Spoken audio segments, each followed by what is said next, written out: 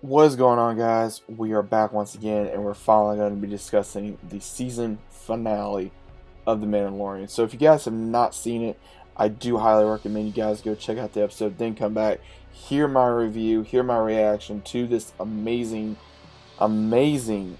episode. So, without further ado, guys, let's get into this. Now, the episode starts off with where the team is going to find the cloning doctor that we know. He's on an Imperial vessel.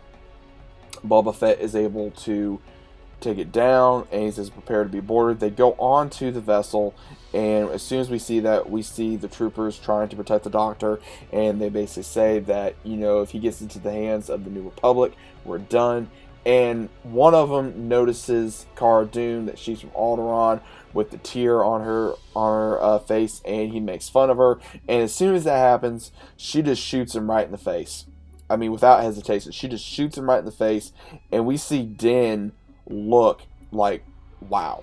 And as soon as that happens, they start interrogating him to find out where exactly is the child. And as soon as that happens, we also do see that we see Bulba, and we see Din Djarin go into the bar that we did see Bo-Katan and Sasha Banks' character at, and they arrive into the bar. And this was such a cool scene, seeing two bounty hunters, Mandalorians, even though obviously we know that they are not, pure Mandalorians, case, Bulba's case, but it was so cool to see this. And we just see Bo-Katan and Sasha Banks eating, and she goes, "Oh, well, not all Mandalorians are bounty hunters." And she just looks, she says, and she hears Boba Fett's voice. She says, "And you don't need to be wearing that armor."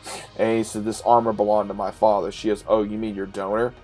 And they're like, "We can take you to Moff Gideon." And she's like, "You're never going to find him." And he basically tells her, "I got coordinates to where he is." And as soon as that happens, her attitude changes, like, okay, we know what. And he says he has a child, and she basically says that she wants the Darksaber, and he says, "You can have whatever you want as long as I get the child." And Sasha Banks' character, as well as Boba and also Bo-Katan, had this little, back and forth, and Sasha Banks tries to step up to Boba, and he's like, "Careful, little one." So they get into a scrap, and they kind of, it's sort of a draw until Bo-Katan basically tells them both to stop. And she says that if this was, the type of aggression that they had, then Mandalore would not be in the state that they are. And when Boba hears that, oh, they're trying to take back Mandalore, he basically looks at her and he goes, "Really?" He says, "The Empire made that place an ice, a glass pit, so there ain't no reason to go back to it." And so right now he has really no reason to go to Mandalore. And we also see where Mando basically tells Bo-Katan, "Look, I'll do whatever you want as long as you help me get the kid back." So they come up with a plan to basically have a firing squad to go and rescue Baby Yoda. The cloning doctor informs them of the Dark Troopers, that these are the third generation. There's nobody in there. They're droids basically, and they have to be in a cooling cessation because they produce too much heat. And there's not a whole lot of stormtroopers on there like there normally would be. So they come up with an idea to basically have not Yoda, but we have Bulba basically look like he's trying to shoot at them in the Imperial ship, try to look like they're in distress to get onto the, Moff Gideon's ship. And what we do see is Bulba basically tells them to get ready, and when they do, they start firing. They have a distress call, and when that happens, we do see where they send out TIE fighters to try to help them, to make it look like, an Imperial shuttle is in distress, and they say, like, you gotta hold off, and they go into the ship, and we see them start firing as soon as they get out, and they basically give Mando enough time to go try to find Baby Yoda on his own while they're firing. And what was so cool about this is seeing Cara Dune, Zen, and we got to see, as well as Bo-Katan and also all these other characters, to see them just go up against these stormtroopers and the Imperials was absolutely incredible, and I couldn't get enough of it. And it was cool where it looked like Cara and Zen was in trouble, and as soon as they turn around, here comes, Sasha Banks' character and Bo-Katan just wiping out more stormtroopers, and Mando's trying to find a child. And as soon as he's about ready to find a child, they release, unfortunately, of course, we see, unfortunately, the Dark Troopers. And right when Mando's trying to stop, he basically tries to stop them from coming, out, and he's able to stop at least most of the platoon, except for one gets out, and he starts attacking Mando. And let me tell you something, guys. Din Djarin got his ass kicked. He literally got his ass kicked so bad, where he used everything. He used his blaster, he used the songbirds, he used his flamethrower. Nothing worked on this 3rd generation Dark Trooper. That's how powerful this thing was. And he finally gets out the Beskar spear, is able to go through the neck, technically, of the Beskar, not the Beskar, but the Dark Trooper. And as soon as that happens, we see where he finally gets it. He pulls the lever and is able to get the rest of the platoon in space. So he's like, okay, they're done.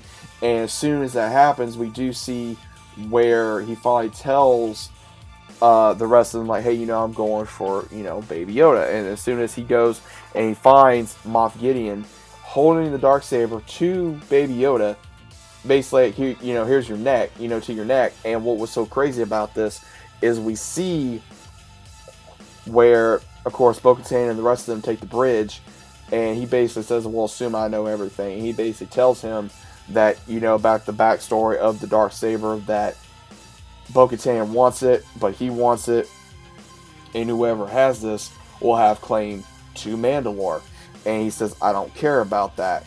And what was so crazy is he basically tells him all these things, that he got what he wanted from the child. So obviously he did get however much blood he wanted from Baby Yoda. Obviously he wanted Baby Yoda for the First Order, whether it be for Snoke, or whether it be for something that Palpatine wanted, or something, because we all know more than likely he's either working for Palpatine or he's working for Admiral Thrawn at some point. That is going to get revealed.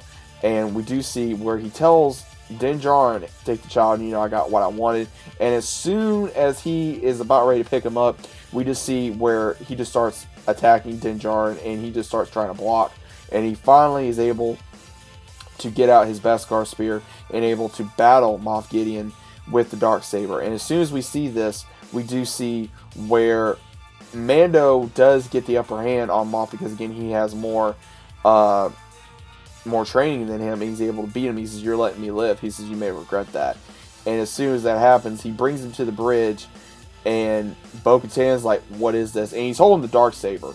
And basically, Moff reveals to everybody that he now has claim to the throne, because he holds the Darksaber and he won it in combat. And Bo-Katan is a little angry because, she wanted the Darksaber to reclaim Mandalore. But and the entire time, he's like, okay, well then, here you go. And he basically tells him that it doesn't work like that. And he just looks at Bo-Katan, and she doesn't say anything. And her eyes are just saying, like, she's so angry. And Moff Gideon, he's just one of those villains, man, you can't get enough of. And he explains you have to win it by combat. And he goes, okay, then I yield. And he says it doesn't work like that. It's a story. And what's so interesting about this is the entire time I'm watching this, I'm like, okay, but Sabine gave it to her in Rebels. So technically, Bo-Katan does not really have a right to the throne, because she hasn't really won it in battle. She didn't win it against Maul, because I believe Ahsoka gave it to her, and then it was lost again, and then Sabine got it, and then Sabine gave it to her. So she's never really won it. So technically, she has no claim to the throne. So she may try to battle Mando for it, but as soon as it gets revealed that the Dark Troopers are coming back, they're getting ready to seal the blast doors, and we see Moff Gideon. He sees a blaster. He tries to hide it with his coat, and he tells Mando / Baby Yoda that you have a major firing squad trying to protect you. And he says, and when they realize that they're all dead, only one that's going to be alive is you and me. And what was so crazy about this is we see where they're getting ready to fight. They're getting ready to fight. And when we see this, we see right where they close the blast doors, they get to the blast doors, two of them trying to get in, and they're getting ready. And here's the big thing here, guys. Massive spoilers. An X-Wing comes. And this is something every Star Wars fan needed. Luke freaking Skywalker comes. He annihilates all of these third generation Dark Troopers. Annihilates them. This is something that any Star Wars fan that got angry with Last Jedi, I was one of them, and Rise of Skywalker, even Force Awakens, this is something that made up for that.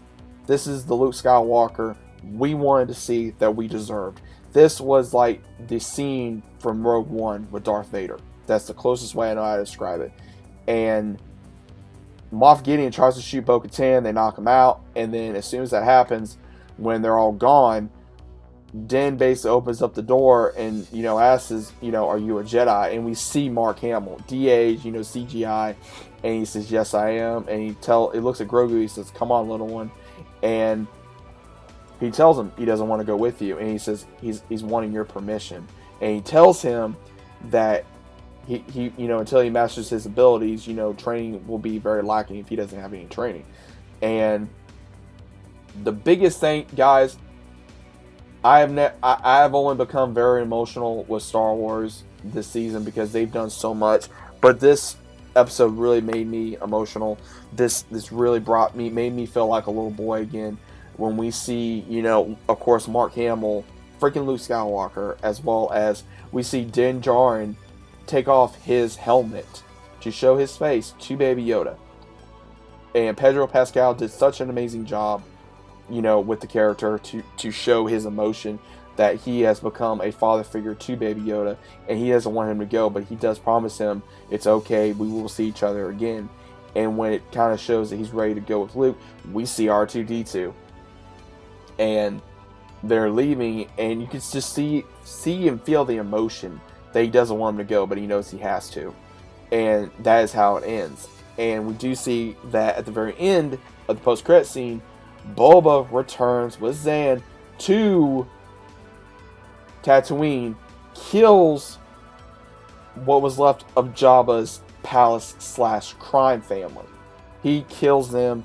We see his assistant. Oh, Boba, I thought I heard rumors you were alive. I'm so happy to see you. He just picks up his blaster, shoots him right in the gut, tosses him off, sits on Jabba's throne. So more than likely, and this is going to be the first book of Bulba, so this is how it's going to be the spinoff, I'm guessing, of Bulba. Now, more than likely, he will be a crime lord, I'm guessing, to take over what was left of Jabba's crime associates, as well as also what was left. So more than likely, that's what may happen. This episode, oh my goodness, this episode was just absolutely amazing. This is something, again, every Star Wars fan needed. I'm very happy. I'm so happy we finally got to see Luke Skywalker again after all these years, properly what we deserved, as well as also everything else that we needed with the franchise, and also seeing Din Djarin remove his helmet. He may ally himself with Bo-Katan for the moment, to try to receive Mandalore, which is what we may see in Season 3 and 4, as well as also him wielding the Darksaber, as well as also becoming more of a Mandalorian, learning more about the Mandalorian history and culture than we already knows, of course, from where he was raised and how he was raised. So there's a lot that goes into this, as well as just how much this episode meant to me as a fan, and seeing, one of my childhood idols, come back, Luke Skywalker, everything that any kid, I think that's a true Star Wars fan, would love to see. And I can't believe that they did this. And, Jon Favreau, Dave Filoni, thank you from the bottom of my heart. Thank you for bringing this character justice that that we needed, that myself needed. And I'm very happy that Luke Skywalker returned. And I cannot wait to see him again in Mandalorian or another show. And now this gives me even more hopes that I think as fans that we may have a Luke slash Ahsoka moment. And I'm going to be making more videos about this, guys, so be prepared for that. There's going to be a lot more videos of Mandalorian and Star Wars videos, so be prepared. Let me know what you guys think. I hope you guys enjoyed the episode. Enjoy your weekend, enjoy your day. A lot more videos coming, a lot more videos that I have prepared with this episode of this season to talk about. Let me know what you guys think. And as always, I'll see you guys in the comments as well as on the next video.